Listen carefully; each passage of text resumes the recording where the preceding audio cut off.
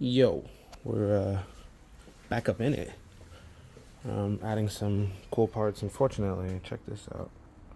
I got these rain guards, and this one seems to be defective. Hopefully, they'll replace them. But I mean, some looks pretty good.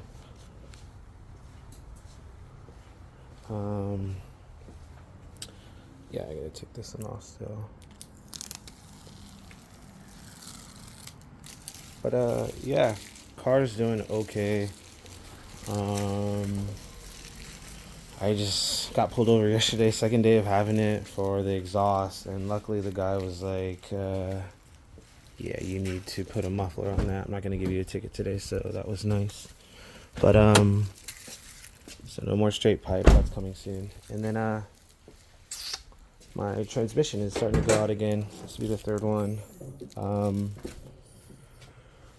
But yeah, kind of back in the game, tuning slowly. I'm back on the OEM map just to get the rebuilt engine acclimated and the seals set. But yeah, just adding a few things here and there to bring her back. So stay tuned, y'all.